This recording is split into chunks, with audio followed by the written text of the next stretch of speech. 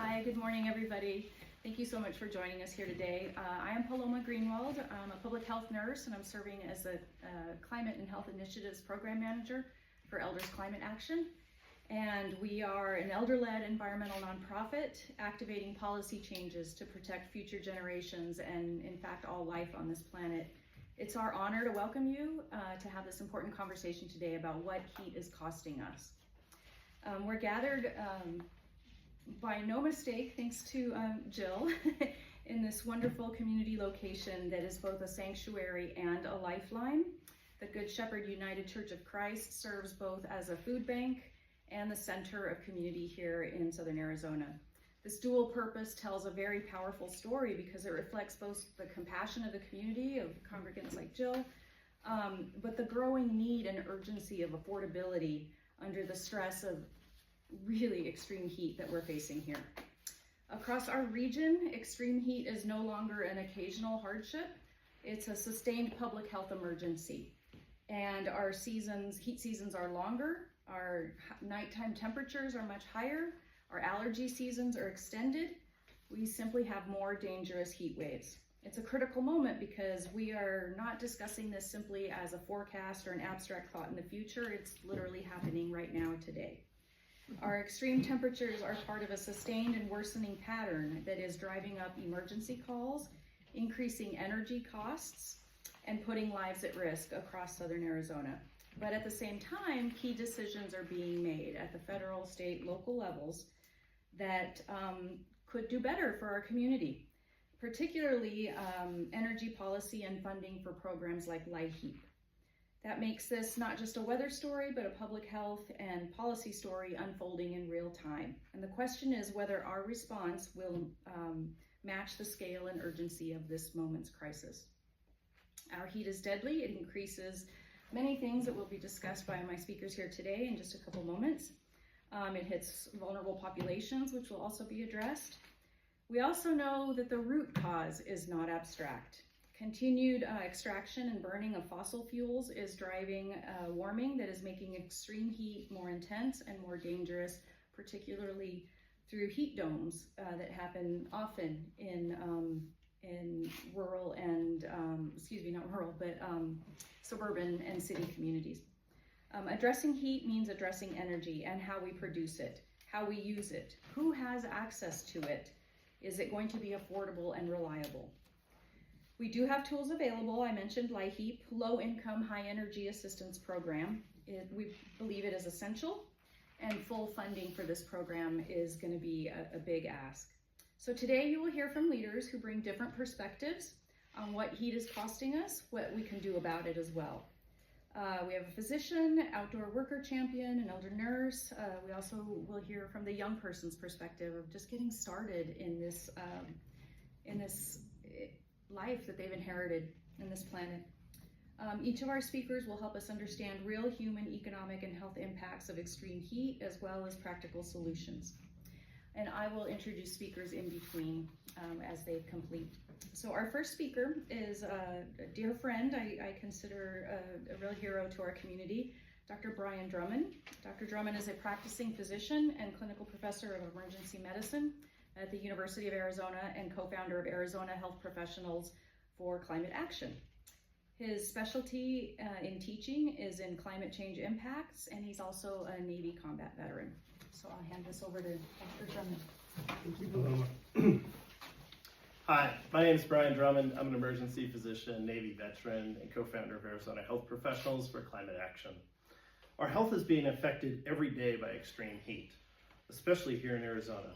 Each year, we continue to face new high temperatures and the health consequences that come with it. Heat-related illness is more than just heat exhaustion or heat stroke. Extreme heat affects every system in our body, from reproductive to neurologic to cardiovascular, leading to increased premature death, healthcare visits, missed school days, missed work days, as well as expenses for many here in Arizona. I used to see patients in the emergency room feeling weak or overheated from the summer weather, but now it is so hot, we see patients with burns from contact on the superheated pavement that cooks their skin. Many of my patients are common among the most vulnerable populations that are affected by extreme heat. children, communities of color, lower socioeconomic groups, outdoor workers, and those with chronic illness are disproportionately affected by extreme heat. One patient of mine was a Latino male who works as a landscaper. After a full day in the sun, he came home to work in his own yard. He wanted to prepare things for a family celebration the following day. The next day, however, he presented to me with headaches and fatigue. We found that he had heat exhaustion, injuries to his kidneys, and severe dehydration. That caused him to miss multiple days of work, staying home, limiting his income for that month. With rising temperatures and energy costs, missing work puts his ability to cool his home at risk for his family. The ability to cool where we live allows for a good night's sleep, to keep our mental health, for children to learn and retain the knowledge they learn in school. His yard work was intended to plant trees in a neighborhood with little green infrastructure from decades of historical redlining secondary to a lack of investment. Yes, communities of color have less tree cover and face higher temperatures, further stressing the energy requirements to keep their homes livable. As we try to reduce our consumption of fossil fuels, the main driver of climate change, we still need to ensure people can afford resiliency mechanisms. Programs such as LIHEAP support Arizonans paying their bills, keeping them safe from extreme heat health consequences. Investment in solar, the cheapest and cleanest form of energy, can help treat our changing climate and lower energy costs. We call upon our Arizona elected officials to help support these investments with programs such as LIHEAP and build resiliency in communities that we did not take care of for decades. Now is the time to support climate and health solutions to take care of our communities and families. Thank you. Okay, so our next speaker is Jazmin Moreno-Dominquez, who is a community organizer, political strategist based in Phoenix, Arizona. She's raised in Maryvale, and Jazmin is a passionate advocate for equity and community empowerment, dedicated to addressing systemic barriers in marginalized communities. She's also a co-founder and organizing manager of a group called Agave Community Threads, where she leads local and statewide efforts to advance equitable heat protections and worker-centered policy solutions. Leading a statewide tour in 2024, she traveled across Arizona, hearing directly from those working under the blaring sun, including farm workers, construction workers, day laborers, etc. With personal testimonies that of her father's work, she is advancing statewide heat protections standards with the Arizona Heat Standards Coalition, demanding, frankly, water, rest, and shade, simple solutions for all workers, a basic human right that is currently not afforded to all, despite our deadly temperatures. Yes. Thank you, Paloma, and thank you everyone for being here today. My name is Jazmin Moreno-Dominquez, and I'm the organizing manager at Agave Community Threads. I stand before you today because Arizona is in a crisis. Arizona is home to nearly 1 million workers in occupations where they are in extreme heat for up to 10, 12 hours a day. Agricultural workers, construction workers like my father, day laborers, HVAC technicians, even individuals who work at schools, who work outside and help protect our children across the streets. However, these conditions come with real consequences.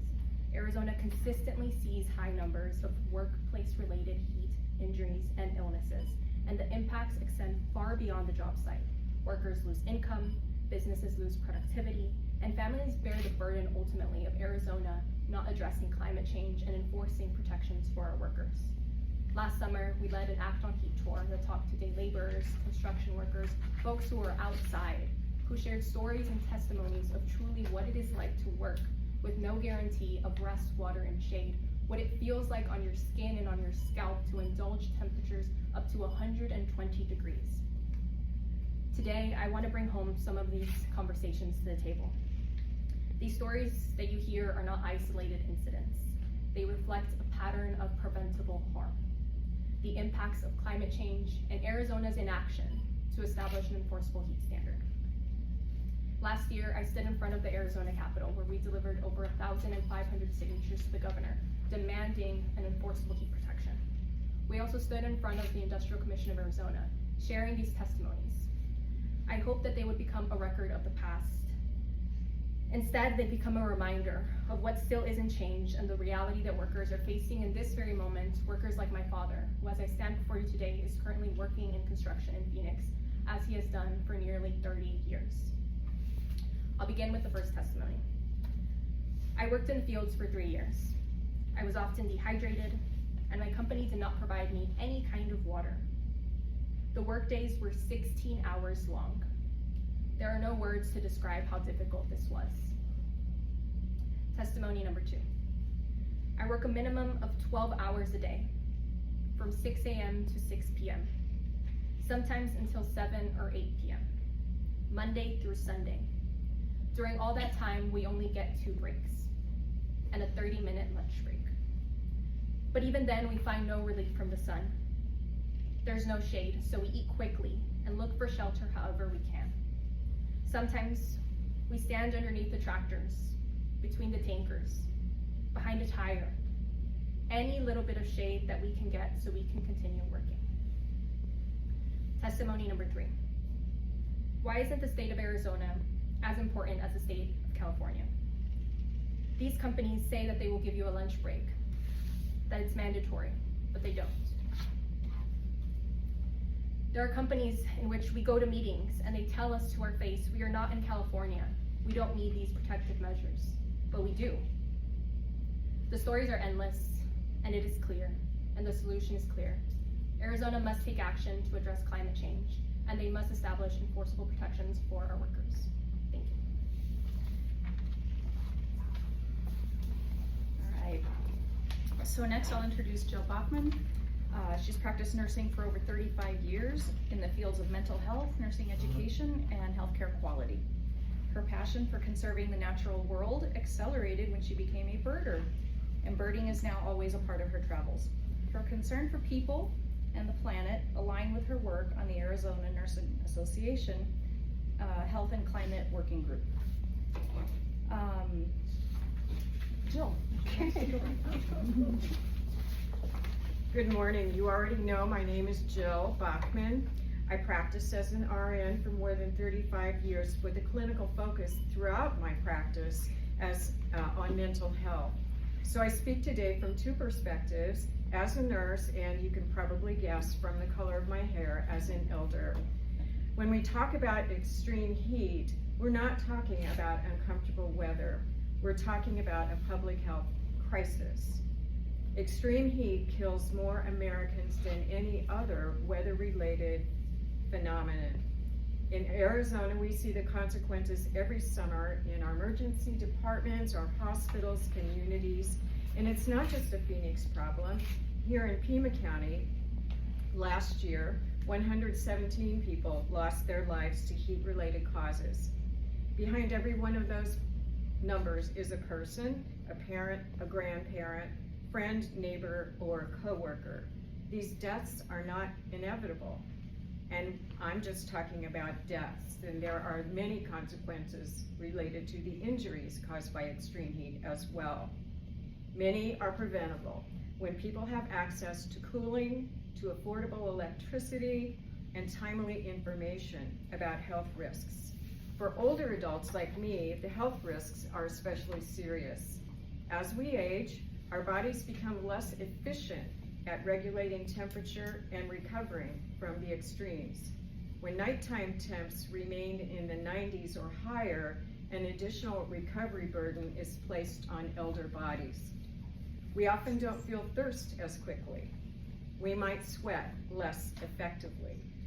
Chronic medical conditions that have already been addressed, heart disease, respiratory disease, make us naturally more vulnerable. And many of us take medications, not just one, but more than one. And many common medications, including diuretics, antihistamines, antidepressants, and some other psychiatric medications, they make it harder for the body to stay cool or remain hydrated. The result is that extreme heat can trigger everything awful that you've already heard about. But I wanted to highlight the impact of dementia, which is also an issue for people as they get older. People with dementia may have no awareness of what's going on outside as they're wandering, looking. I remember a neighbor who was diagnosed with Alzheimer's in the early stages of it, but she was pretty affected, and she was out wandering one July day about 11 in the morning, no hat, no sunscreen, no nothing, just looking for where she was supposed to go next. She was in full sun. And that is not an uncommon story, I feel sad to say. As a mental health nurse, I also want to emphasize that heat affects more than our physical bodies. Research shows that extreme heat can worsen anxiety, depression, irritability, sleep problems, and cognitive function. Loneliness, a significant concern for people, but older people especially, can be exacerbated as people look for economical and safe ways to avoid the heat. Climate change is making these challenges worse. Arizona's always been hot, but today's heat is arriving earlier, lasting longer, and reaching higher temperatures that many of us have never lived through. People are running air conditioners longer and for many more days, weeks, and months of the year than was typical in the past. So consequently, they're paying higher utility bills as well. For many seniors living on fixed incomes, that creates an impossible choice. Do we pay for cooling? Do we pay for medications? Or do we pay for food? No older adult should have to decide whether they can afford to stay alive during the heat wave. That's why programs such as LIHEAP are so important. LIHEAP helps eligible households pay utility costs and avoid dangerous situations when temperatures soar. As heat seasons become longer and more intense, programs like LIHEAP are not luxuries. They're absolutely essential public health measures. They must remain fully funded and accessible to those who need them. Extreme heat doesn't affect us all equally. In this room, we all have different experiences of that. It places the greatest burden on those who are already vulnerable. We must take steps to protect seniors, our workers, our families, our communities. It requires us to take action now. Thank you. Okay, so next, last but not least, you'll hear from Hallie Hughes, who will share a young person's perspective on what heat is costing us. Hallie is a proud third-generation Tucsonian. She works on heat resilience at the University of Arizona and serves on the City of Tucson's Heat Advisory Committee. Her work involves research, outreach, education, and communication on the impact of extreme heat and heat resilience strategies for communities in Southern Arizona, but also around the globe. Very interesting stories if you want to check in on that later. Okay, Hallie is on the board of directors for 2 Tucson environmental nonprofits and proudly self-describes as a desert rat because this has always been and always will be their home. Thank you to, thank you to Hallie. No worries. Hi, I will be unfortunately reading more than I'm typically comfortable. I just got back from South Africa doing heat resilience research, and this heat wave in Europe has completely booked us out on the calendars, so apologize for that in advance. But thank you for that introduction, Paloma. I've done a lot of youth advocacy work, but I still consider myself sort of young adult now, right? Transitioning into early career life and independence. For a person of my particular age, I've never known Arizona outside of very intense climate conditions. The southwestern mega drought began the year I was born. And every year since has been the hottest, driest time this region has seen for almost 1,200 years.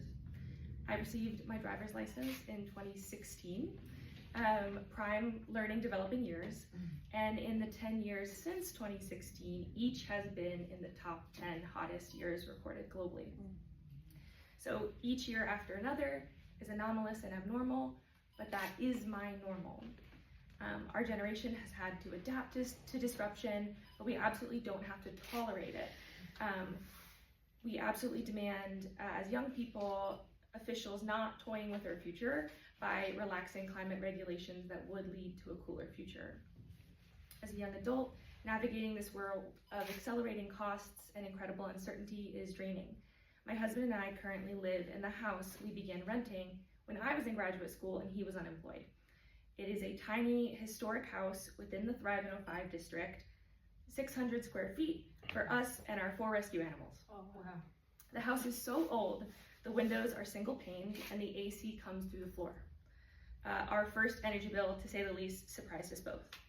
With little to live on at the time, our house would routinely get up to 82, 85 degrees for days at a time.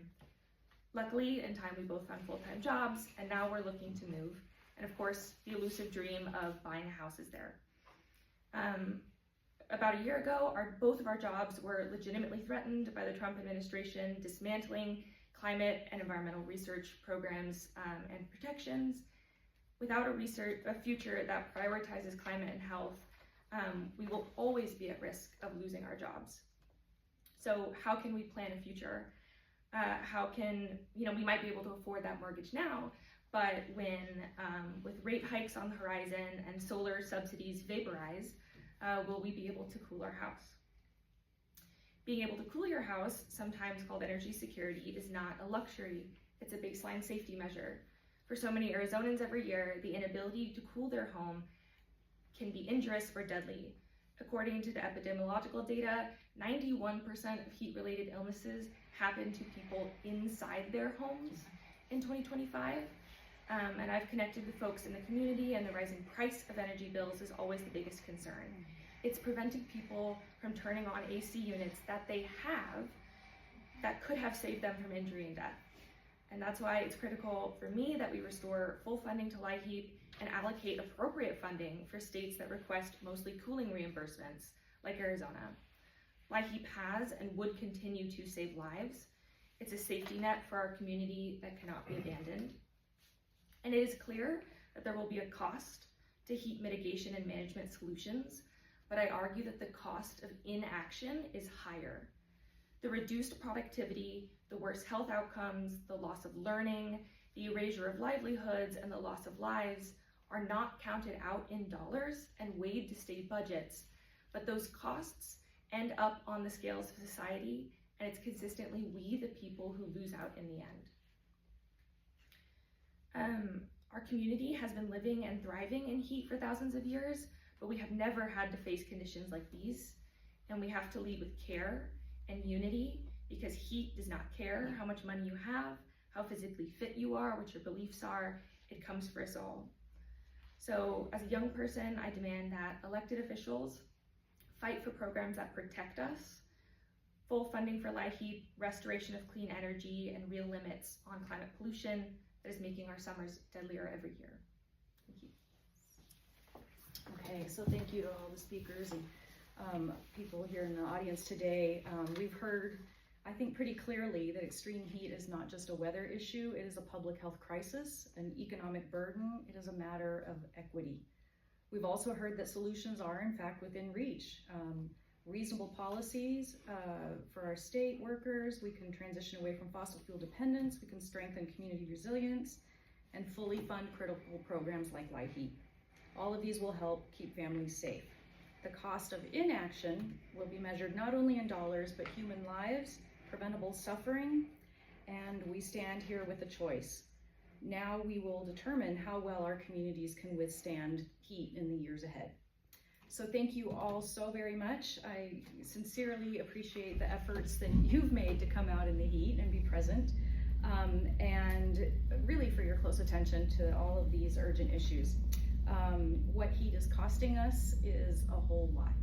If you want to talk about more details and questions, all of the speakers are available for any questions you have. Please feel free to take advantage of this time, and thank you again. I'll let you guys start questions and anything, or we can do it privately as well. So, I've heard this for 20, 30, 40 years, You know, your positions are noble and everything, but how do you contend with climate deniers? You know, people who are not thinking of people over profit or people over polluting. How do you deal with that? How do you turn it around and really get things done? I can answer briefly, but certainly hand it over afterwards. Before you leave, I'm not sure if you guys noticed, we put a little t-shirt, sort of a signage on the door so you could locate the space.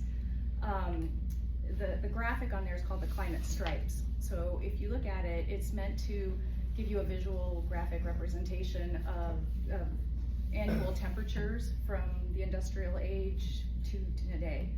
And you can see that that's sort of like the human impact. We can track that we started out in sort of the blue, lighter blue, cooler zones, and in the far right, with more recent times, really 20, 30 years, we're like in red, bright red. I mean, it's like purple red. And I think what it addresses is that climate has always changed, but it's never changed at the pace that we're witnessing today. These records that you talked about, drought and heat, that really have come in the last 2-3 decades, are not known to have happened historically over 1,000 years. And we also have future modeling that computers allow us to predict within reason what's coming. So when we see that these things are happening in our lifespan so rapidly that didn't take place ever before, we also have to assume responsibility for it. And we don't have to simply accept where we are today. The deaths that Jill referenced really are considered preventable. We deserve, or I think our communities, our vulnerable populations deserve us to step in and act on their behalf at minimum. We have options. We don't have to accept that. Yes, please. May I say something? I appreciate the question, because probably a lot of us in this room have friends, family members, acquaintances who are climate deniers, and I find that it is most helpful for me not to go down that path anymore, but to bring the stories of climate sufferers more to the forefront and to try to focus on what are the solution is probably one of those words that's almost behind us now. What are the accommodations that we can make? What are the mitigations? I mean, other people are working on solutions, great, go there. But for me, I'm interested in how are we gonna adapt? Because we must. Given the time that I have left, it's not a matter of convincing climate deniers. So, personal perspective, but I appreciate the question a lot. Yeah, I think what I use is finding like ground with people. You know, a lot of people, you can say, we can talk heat, but like, do you like trees? Most people like trees. Do you like water? Yeah, I like water. Well, let's put some trees and like conserve water in places, right? So you find commonalities. Rising energy costs, right? My dad's pretty conservative, but I got him to get solar, saved on the money, right? So you find the commonalities to get people where you want them to go, right? So I don't need to fight the climate question. I need to move you in a way that you're gonna adapt climate solutions without thinking about climate or not. So those are the things. And on a policy, I mean, that's a totally different question. But the individual conversations you start to have with people, they start to see things. You know, it's hard like when you just see it from a big picture policy and someone's like, no, it's not climate, but then it affects their health, it affects their backyard, their community, their energy, their wallet, right? Beautification and finance talk to a lot of people that are deniers. So when I think about housing, for example, there's obviously people trying to make like policy change, and then there's like a huge philanthropic arm and a lot of resources in that space. Does that exist in the heat landscape that you're talking about? Are there philanthropic groups that you feel like are part of this response, or is it really about getting like policy change and other efforts. Or like, yeah, getting government to make those changes. Does that make sense? I guess that's sort of what I work on. So I speak for Southern Arizona because that's the community that I work with the most. I think we are very lucky in that we have both a mitigation and management approach.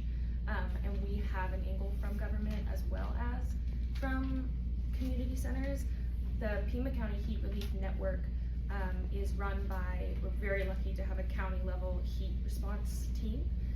So I know they do a lot of, they have funding, government funding, that goes into supplying cooling centers. So, you know, I'm on those meetings every week seeing what cooling centers need to order. And luckily we have that grant, that funding runs out in 2027. Don't know what we're gonna do after that, to be honest. In terms of nonprofits, faith groups are huge. I know the Arizona Faith Network, we would not have as many cooling centers as we have without them. But in terms of long-term, like, money in nonprofits, groups doing work like that, with the exception of the Red Cross, who does labor outreach and communication, I don't think there is any.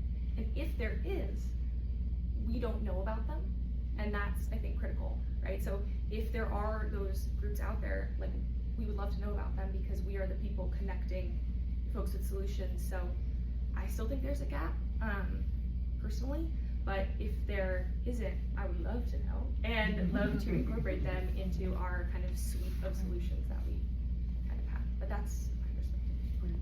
One way to sort of quantify for others who are maybe a little new to this space, the state legislature was requested $10 million to be appropriated to cooling center funding because ARPA, American Relief Act, American Plant Thank you. So that's the funding you referenced that's going away, you know, at the end of the year. So with a $10 million ask, $400,000 was appropriated. So that gives you a sense of the gap. If I can add to the worker perspective. Yeah, please. In terms of the workers in Arizona, heat illness and the impacts of heat on the job are monitored and enforced by ADOSH. And so ADOSH, as it stands currently, even without an enforceable heat standard, has told us verbally that they do not have the staff to manage the sites and the complaints as is. So we know that's a fact that they're understaffed and underfunded. And so a large issue on why we can't have an enforceable heat standard at the moment, or why we are constantly told that it's not possible currently on the policy side, is because ADOSH wouldn't have the funding to properly allocate site visits and to cite employers who are not providing rest, water, and shade. And so aside from even getting the policy through, whether it's through the legislature or through the Industrial Commission of Arizona, we have to have enough funding for folks to be able to go out and do proper sightings and enforce these policies, because it's not just, of course, on paper, it's how they carry out into the communities and into the job site. So a large part of this issue, in particular to workers, is also the lack of funding that ADOSH receives and has, and the amount of employees that they have on their team. So even regardless to the heat mitigation funding that was received through the budget, recently signed by our governor, it doesn't increase our budget for ADOSH, which is a whole nother issue then, and sets us back and doesn't allow us to move forward with heat protections for workers.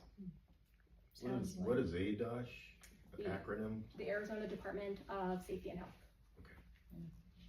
I suppose that makes light heat even more valuable because it puts the burden on individuals. So, any other thoughts?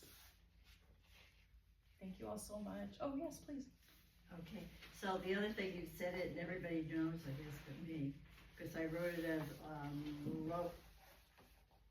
low heat, but what is the? Light heat?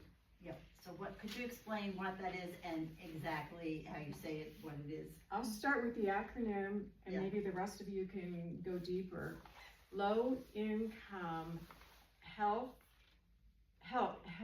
whoops, maybe I can't do that. Okay, pass to you guys. I have it written, but What?